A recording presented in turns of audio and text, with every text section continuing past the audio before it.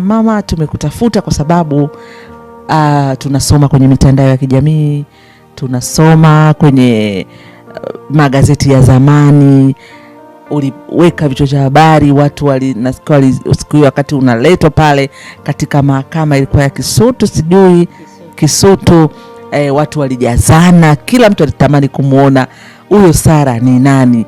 Hivi ilikuwaje? Kidogo, kwa ufupi kidogo, ili usichoke, kwa sababu najua unasema kwamba hauko vizuri sana. Katika kuzungumza mengi zaidi, mimi nilikuwa mfanyakazi wa benki foreign branch, na nilikuwa supervisor wa mambo ya cash ya dola. Katika kukaa pale nimekaa miaka mingi sana, katika vile nimeaminika na benki, lakini palikuwepo na wapambe wa aina ya kichungu mzima waliokuwa kuja kunifanya kunilagai ili nipate kuviiba zile pesa. Nikawa sikubali, kwa sababu kuna matukio ya kila aina, mara hii sikulizika nao, kwa sababu nikajua baadaye hawa wanaume wanaweza kanikimbia. Basi katika kwenda nikaja kuingia kwa kundi lingine ambaye nikalizika nayo. Hilo kundi ni wafanyakazi, baadhi ya wafanyakazi wa benki, alafu baadhi ya Toroha, ambaye Toroha alikuwa rafiki yangu toka nikiwa form 2.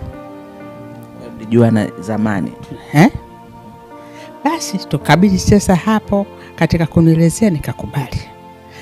Katika kukubali tukabidi tuichukue pesa tukaondoka, lakini katika kuondoka kule mimi nikajifanya kama naenda hospitalini kuwapeleka mtoto hospitalini.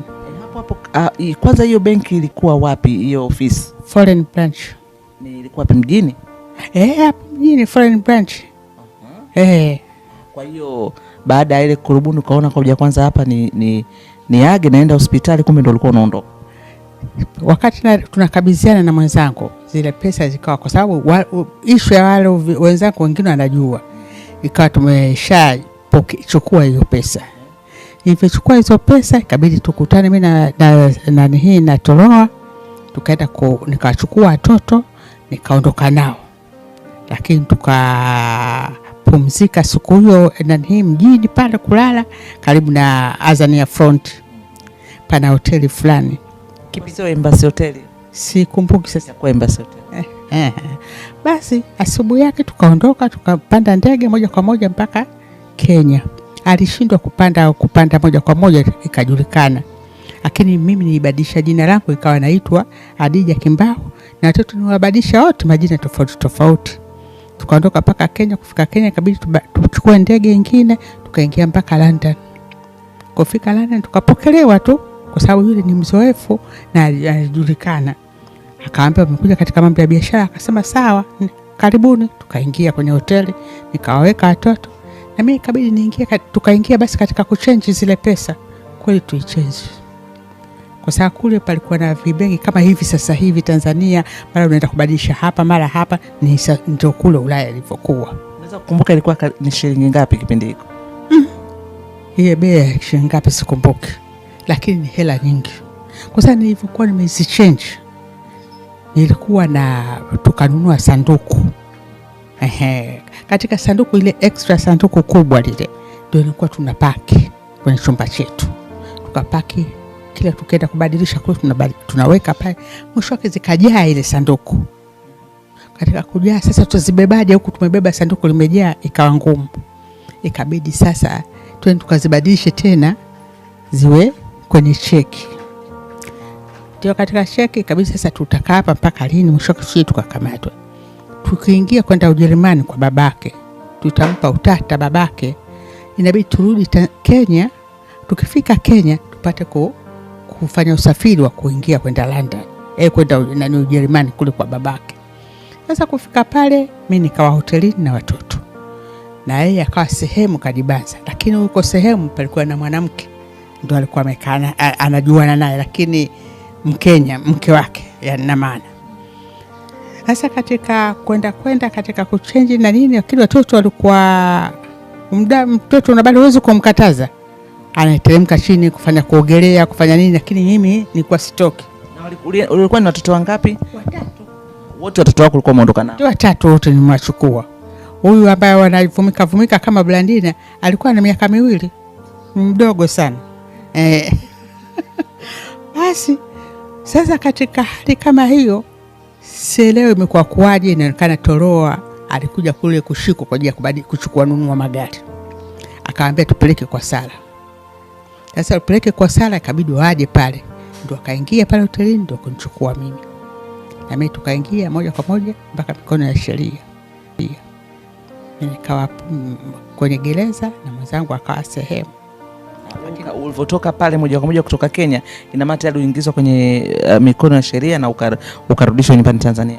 Sikurudishwa Tanzania hapo kwa hapo. Pale ikabidi sasa nikawe niulizie swali, je, mimi kwa sababu nilikataa, mimi sio Mtanzania. Ikabidi nionyeshe mkono nielezee.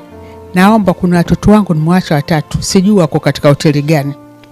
Sasa mimi naomba wale watoto wapelekwe kwa mfadhili. Wapi? Nikaambia Kawe. Huyo mfadhili anaitwa nani? Martin Masunga. Ni huyo ni babangu. Lakini sasa nikajifanya yule ni mfadhili na wakakubali. Muda huo nazungumza hawakuchukua hata masaa, wale wakarudishwa Tanzania. Mimi nikabidi sasa nikawa niko mwepesi, niko peke yangu. Roho yangu ikawa kama imetulia kwa namna fulani. Basi ikaanza tunaumbana. Mimi nakataa, sijui nini. Mwisho wake huwezi kushindana. Ni kweli.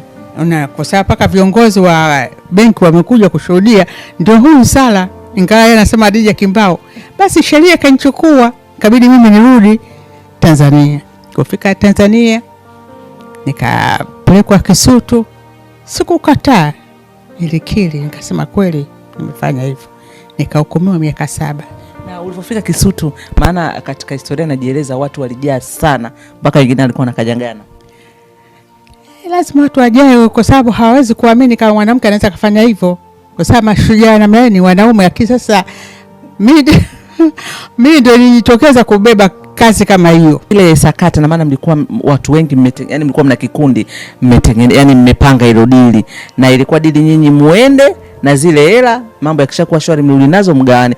Ilikuwaje hao ambao mlibaki mgao wao? Katika mgao wao ndio kama hivyo, mimi sikuweza kuona, ni kwa sababu mimi mwenyewe nilikuwa nishakamatwa, niko kwenye mikono ya serikali na sikuwa na senti hata moja. Basi lakini sikuwataja mimi.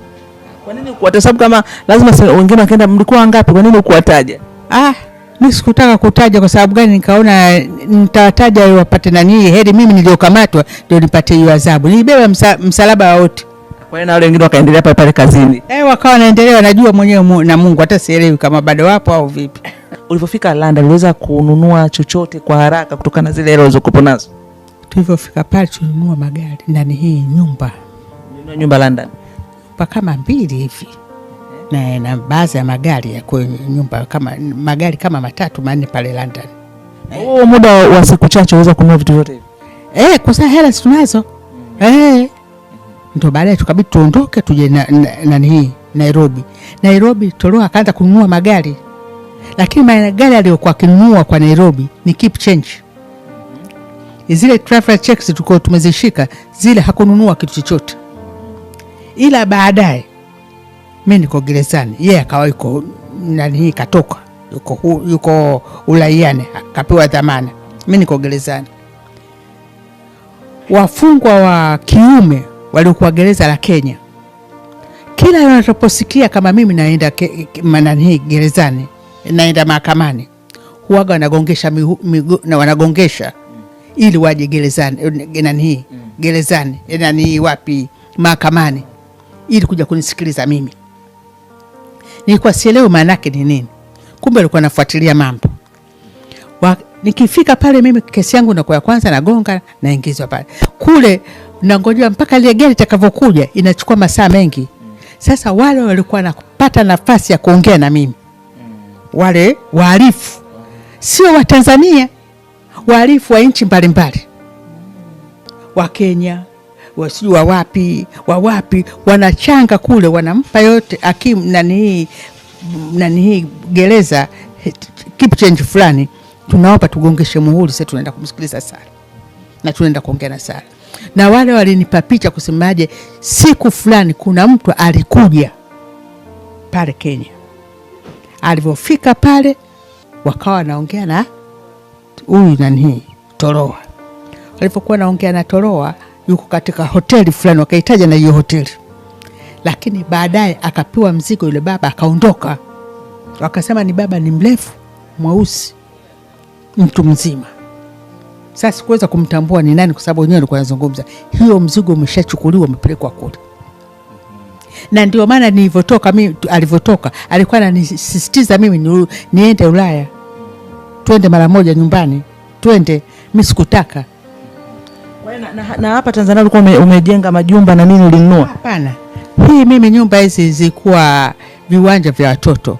Nilikuwa naweka tu kama viwanja kujenga vibanda viwili vitatu. Ndio ili jinsi ilivyokuwa. Na Mikocheni maana kwa sababu kama ulinuaga nyumba Mikocheni zilienda wapi zote? Mikocheni ulinua nyumba ni zilienda? Hapana.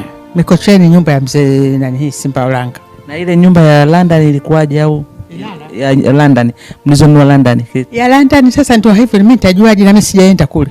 Na heri ningeongoza na Simba na huyu Toloa ningeajua yote kule kama na ule mzigo uliochukuliwa ulienda kule ulimpelekwa wapi.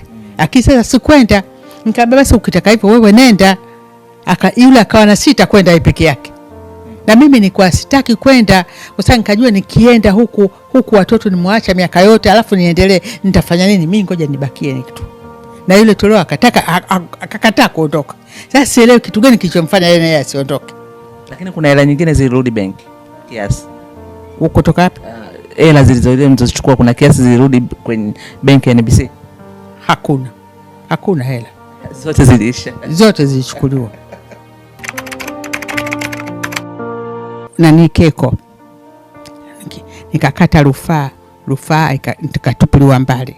Nikabidi wao serikali wakate rufaa wanifunge miaka 28. Miaka 28 je? Sasa sikuweza kutolewa pale Keko, ikabidi wamngojee na Toloa je atakuja haje. Sana yeye yule alikuwa anakataa kabisa kuja. Wakavutana mbele ya Tanzania na Kenya, ikabidi yule aje kuja na yeye akapewa hukumu akafungwa miaka 35. Sasa katika hiyo miaka 35 na mimi nimekaa pale Keko kama miaka 3 sijui. Nilikuwa najisikia vibaya kwa sababu pale ni sehemu ya maabusu, kupita kutoka, alafu wengi wanaingia kama wanatumwa vile nini. Sasa nikaona hapa kama napata uchungu kujua mtoto wako fulani ili hivi nini, sikupenda. Nikaomba mimi nihame niende kwenye gereza lingine ambaye nifanye mambo ya shughuli za ufundi. Nikajua kabisa moja kwa moja mimi napelekwa Morogoro. Basi ombi langu likakubaliwa, tukawa tuko wengi, tukawa tumeondoka. Moja kwa moja tunaenda paka wapi? Morogoro. Ni Morogoro mimi nifikia. Lakini tulipanda Kamata. Kipindi kile mabasi yalikuwa machache, ile Kamata ndio kama maarufu fulani. Sasa kufika pale, wenzangu wanateremka, tunateremka, mimi wakanizuia maaskari. Akaambia wewe huwezi kuteremka. Wewe tunaelekea mbele. Sasa watu wakateremka nikabakia mimi. Sasa ndio kabidi nikauliza sasa mimi mnanipeleka wapi? Akaambia tunakupeleka Dodoma. Akaambia sasa wale mapolisi wale madriver Kamata walikuwa madriver wote madriver, alafu wote mmoja anakuwa kukata tiketi. Kumbe mmoja kikamuuma akaulizwa na askari ambao walikuwa wanasema wafiche sentensi lakini wakatoa siri.